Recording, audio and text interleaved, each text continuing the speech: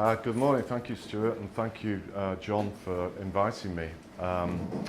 As I said, it kind of went back some time when this idea was first brought to me, and I said to John, and I deliberately repeat it here in front of all of you, I'm not quite sure what I have of any wisdom to tell you about anything to do with either devolution, but in particular as it relates to the south of England.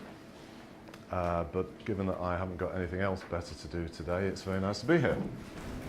The other thing I should say, I think it was Stuart just mentioned to me as we were sitting down, that in terms of getting the cast of people in the room present, one person said, if you've got that Jim O'Neill coming, I won't be attending unless he apologises. So whether that is somebody that's been a victim of past economic advice of mine, or because he's not a Manchester United fan, or as I rather suspect he may have been involved in some of the discussions I was in the middle of on a deal with potentially the Solent area, I don't know, but I'm pleased that somebody thought I was sufficiently that important that it didn't happen. It's my fault, but there you go. So I don't have any slides as such, although there's one set of bullet points that I think has been circulated to a few. I thought I'd touch on four areas. The way I'm going to do it is to try and provoke you guys to indeed rise to the challenge of the title of the event, and give you as frank a view as I usually end up doing, and with some risk, although now that I'm unemployed, it doesn't really matter what I say. And feel free to jump in as I'm going along. I certainly don't plan to take 40 minutes, and I think we've got quite a bit of time for discussion.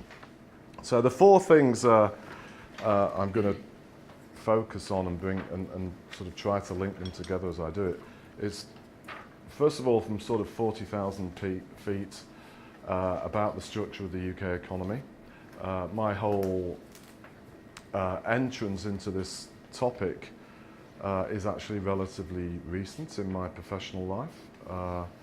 I left the almighty Goldman Sachs after nearly 20 years and a 30-year plus career in the city 4 years ago, and I had this sort of mantra that I had no idea what it was I wanted to do, but if it couldn't be better, it had to be different.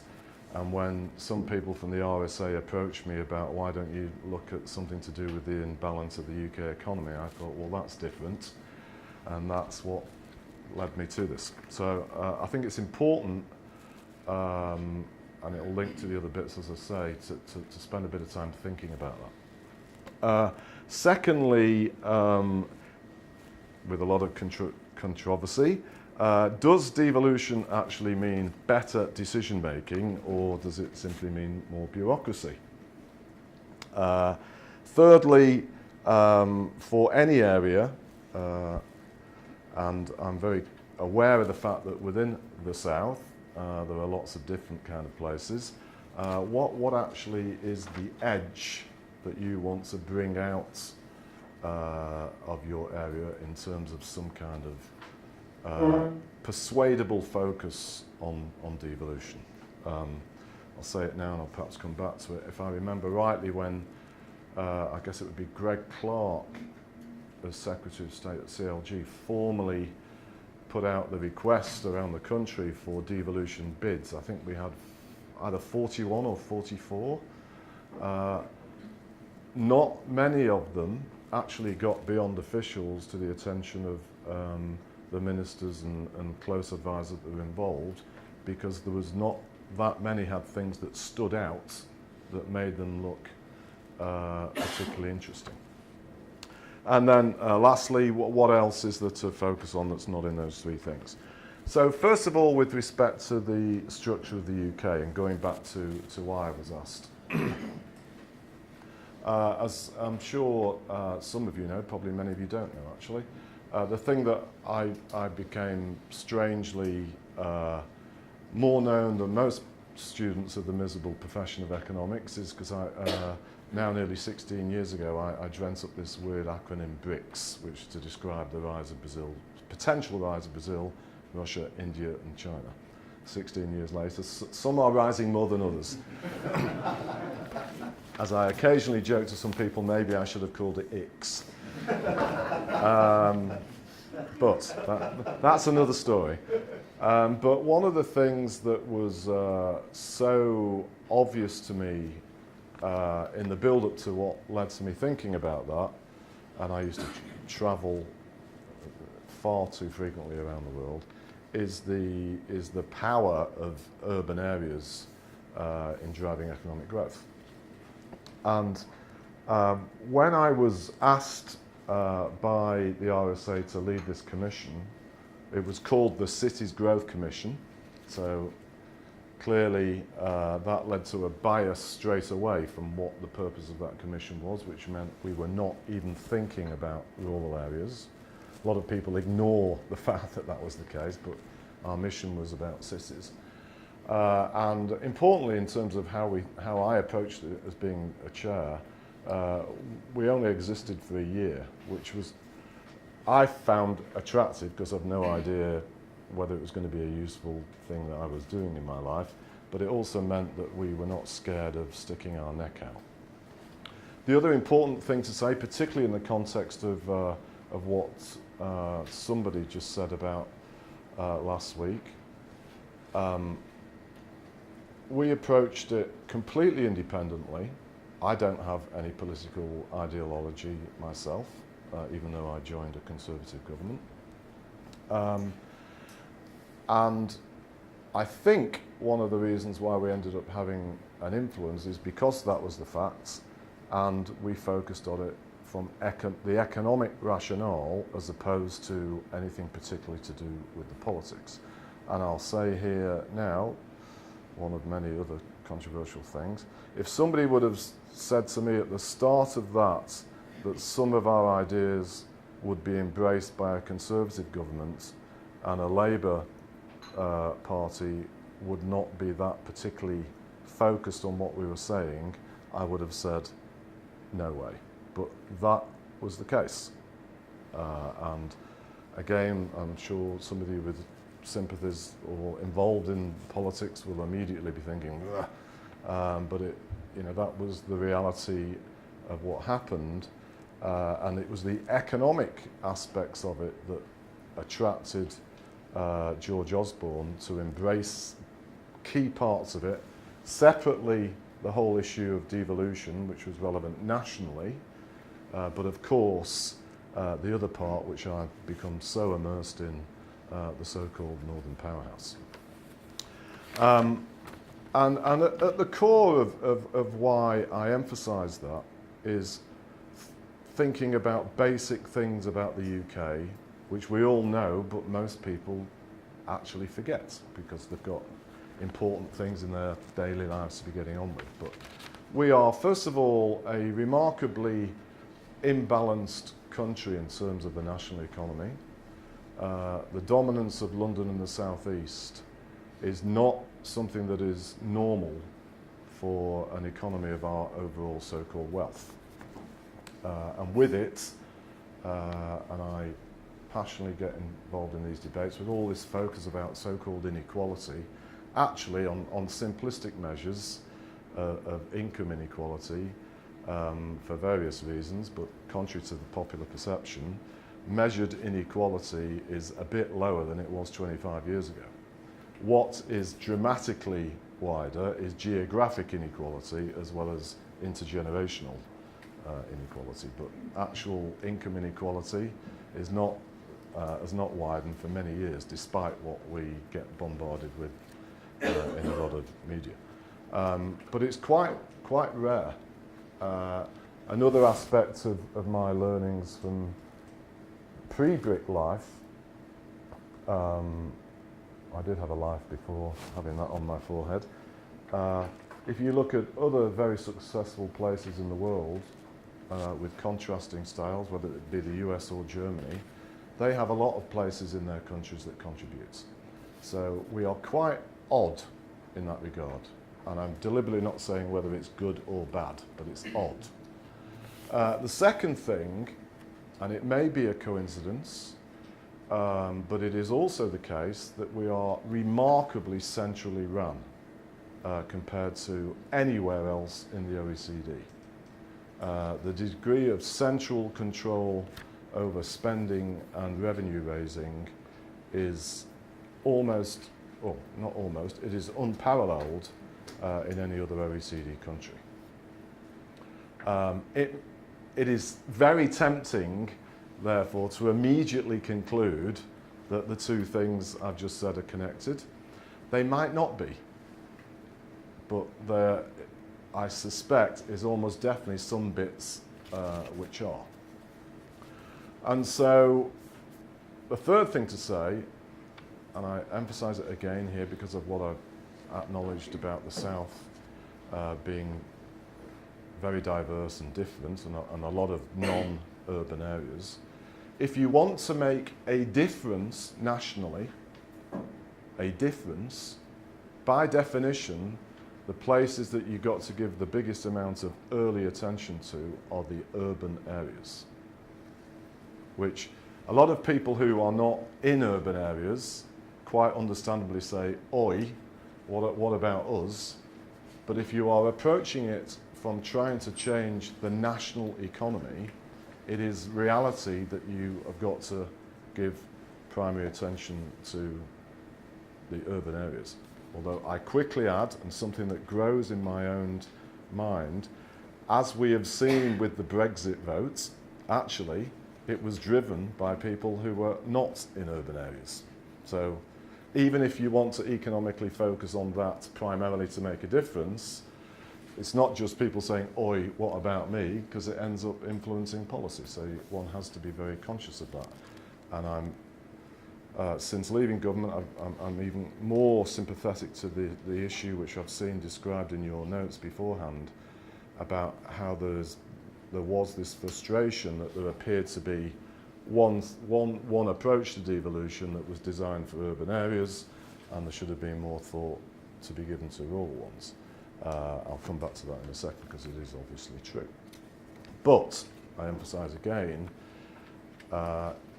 if you're trying to focus on it in terms of changing the overall national economic performance, by nature, it is the urban areas that you're going to focus on.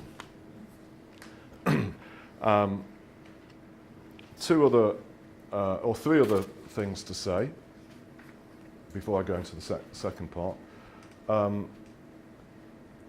I was just at some sort of all-party parliamentary type discussion about the mayoral thing night before last.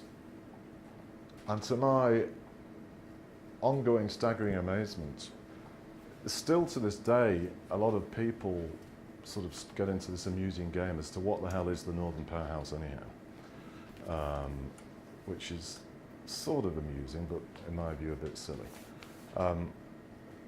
At the core of what is the Northern Powerhouse, and linking it to and why I'm deliberately saying it now, what is unique about some parts of the North is that within 40 miles of Manchester, you have three other big cities, Leeds, Sheffield and Liverpool. There is nowhere else in Britain that has that. And the whole reason why the Northern Powerhouse, therefore, should be of policy focus is because of that geographical fact. Much to the irritation of many other people in the North, particularly those from the North East, but also many others, unless everybody accepts and focuses on that issue, then the attention on doing what's needed to get that economically to be a game changer won't happen. And there was, and there certainly has been, post-leadership change with Theresa May, a lot of confusion about that, including in the minds of people close to Theresa May. A lot of them think the Northern Powerhouse is just some fancy name for giving a load of money to Manchester. That is nonsense. It is about trying to get the 8 million people that live within that radius of what I sort of inarticulately call man-chef Leeds pool. I know, not one of my better ones. But there are, if you think of Bradford and Barnsley and Warrington and all these places, that is 8 million people.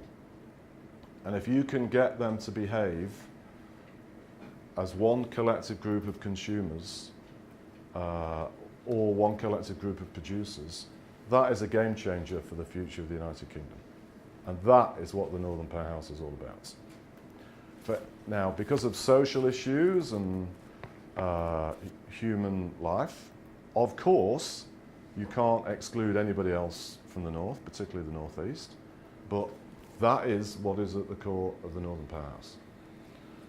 And I won't talk any more about it, but I want to emphasise it in the context of things that affect you in terms of perceptions about what should be done and what needs to be done by government and people locally. Because I don't frankly think people close to Theresa May quite get that's what it's all about. Partly because of individual and group political battles within the Conservative Party, apart from anything else. But that's the reality. The other lasting thing to say, which touching on the comments that we heard from the Vice-Chancellor here, is that this is all against the background of a persistently low productivity performance of the country in general, but it's evidently, from the data we have, particularly weak in most parts of the country outside of London, and actually Bristol and the urban area surrounding Bristol, which is the one area GVA-wise which is above the national average other than London.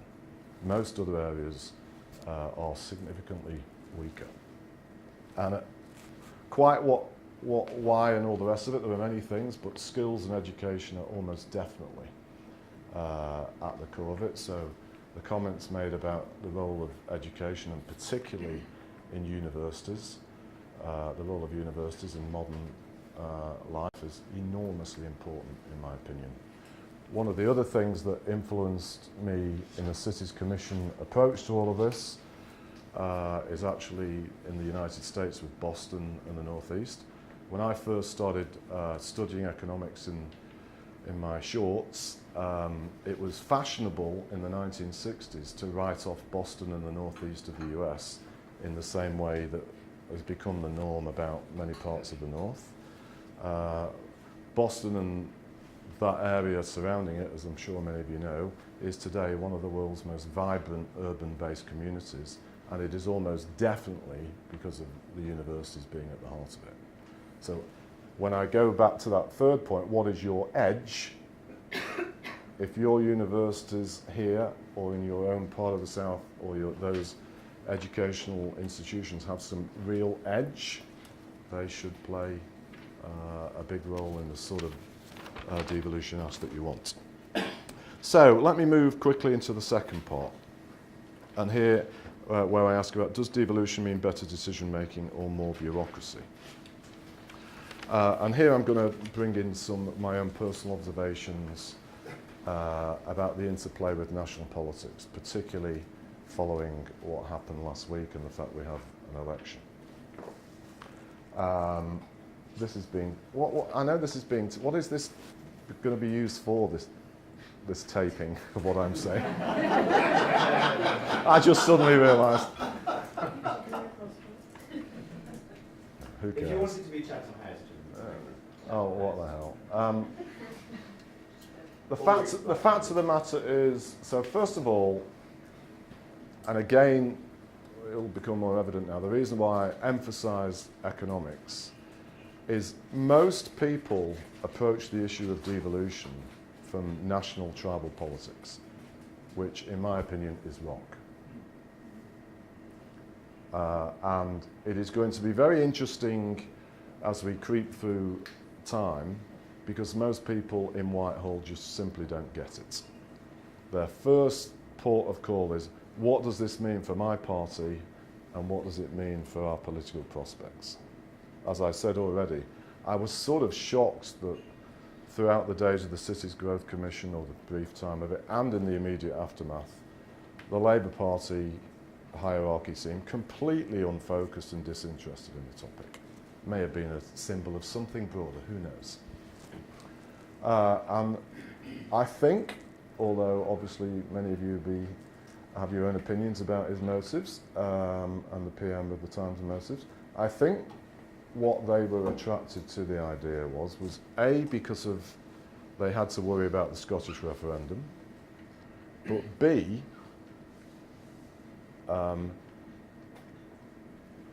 David Cameron's government and George Osborne's chancellery were becoming known as just standing for one thing, which is austerity and reducing the deficit. And I think they saw that the idea of focusing on devolution and trying to do something to change the way the UK operates gave them a different thing. And whether that's true or not, that's what I assumed. Because if that's what they assumed, they would be right. Because as I discussed earlier, it would be a game changer. However, a lot of their Conservative Party colleagues didn't get that and kind of looked at it as, what does it mean in terms of us and our power? So there were at least 2 urban-based deals that didn't happen, frankly, because of Conservative Party politics. It would be dressed up for other reasons publicly, but that's why they didn't happen. Because if we went for the mayoral thing, wouldn't that be a way of just simply handing power back to the Labour Party? Now, I say that so candidly because maybe I'm a bit naive, and my brief 14 months in politics told me I certainly am. I have some optimism that of the 6 mayoral elections we had last week, was it 6? 4 of them went to Tory. I'm pretty sure that there was no expectation of more than 2 at best. So that might have destroyed the idea that by pursuing that path, it's simply handing power back to Labour. I could be very wrong. And I suspect in terms of the spirit of what you're trying to do for the PM's advisors, and as I'm sure many of you know better than I, it's a very tight group. They will be more open to the idea than they might have been 2 weeks ago, is my suspicion. Because it won't seem to be what they thought before. But, and in the spirit of the second part of the way of split it, more focus on the nature of an ask should be, why is it I'm asking for something? Is it an excuse for something that we should be doing within our existing structure? Is it because we really want more responsibility? Is it because there was some announcement that everybody should put in a bid for devolution, so we thought we better have because everybody else is? Or what is it? Because going back again to what I said in my very opening comments, not that many of those initial ones reach my desk. The only one that came across my desk is the one that I ended up having quite detailed discussions with a number of you who I see still with the bruises but smiling in the room. And that's because I think it was pretty credible. And maybe, but I think you need to explore what my interpretation was about last week's results as to whether the appetite is back. Because the thing that really stopped it was the political dimension about votes and Tory party majority.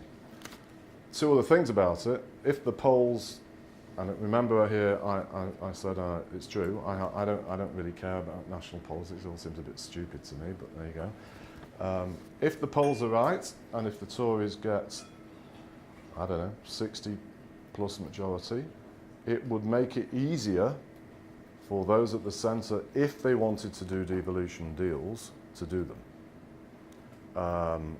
The other big place where we never got a deal, and it's sort of ridiculous, is Leeds. And it gets dressed up in all sorts of crazy things, but it's because of the marginal Tory, or what perceived to be marginal Tory seats in West Yorkshire. That might be changing too. The other thing I would say, lastly, about all of that, is the turnout, even though it was low, certainly from the ones that I'm personally close to, were significantly higher than expected. Greater Manchester itself was nearly twice what they feared the week before would be the case. So for the process, and for those of you, and obviously I know it's not that many of you who are interested in mayoral type ways of approaching it, I think there will be some pleasure about the turnout in those places that actually voted. If you look at the turnout for London, the first time they did it, it was not much different. So I think it's quite encouraging, even though obviously you would want something like that to be higher.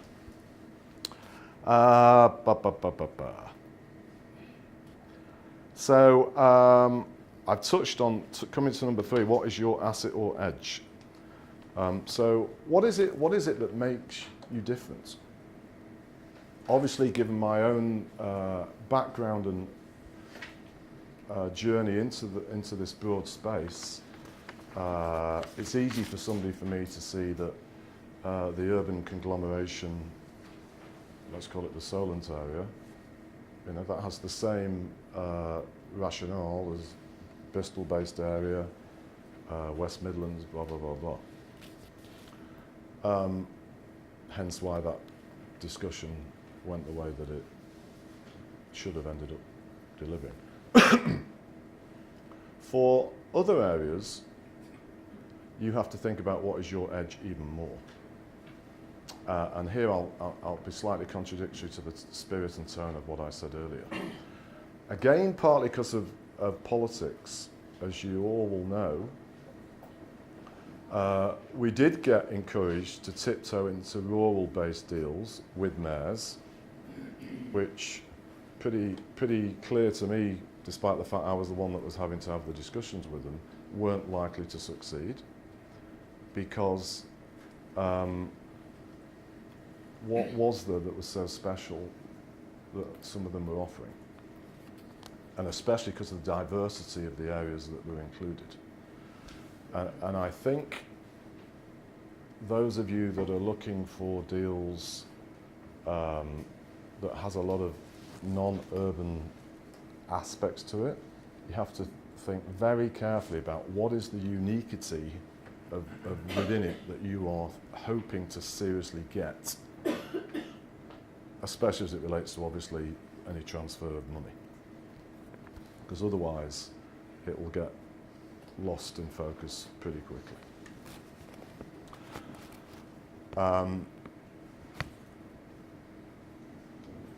Other 2 points relate to it, and then I'll stop.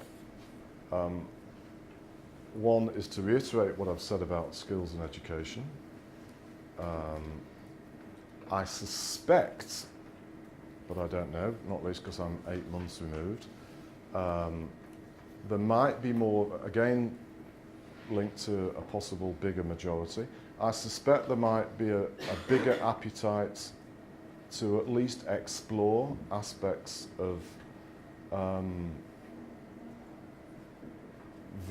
getting close to education devolution. It was a red area, inappropriately, in my view, as I used to say to George and David all the time. It's kind of ridiculous, but it was a red area because of the philosophy that originated essentially from Michael Gove. But I suspect that might be more open, and if it were, that is an area that all parts of the South have a chance to jump into. And again, in that regard, I reiterate the obvious thing about the universities, but in terms of, I think, stating the obvious, to truly be a long-term game changer,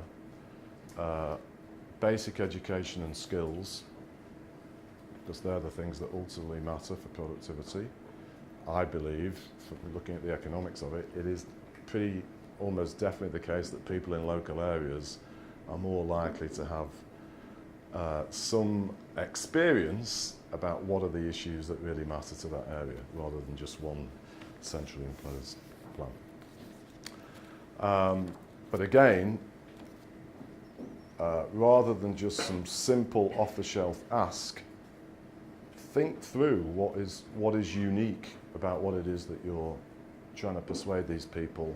At the end of the day, remember, I mean, Treasury is probably not, doesn't seem to be quite as powerful as it was at the moment, but at the end of the day, with good reason, with a country with debt to GDP ratio of 90% vicinity, you're dealing with officials that have been around a long time who are like, well, at the end of the day, we're handing over a responsibility that might influence our future debt performance. So we're only going to do it if we're only going to play our role in trying to persuade a senior minister if we really believe it's credible. And that, of course, is why the Greater Manchester guys were so early onto it, because there was only so many times you could keep Howard Bernstein out of the office. Thank you.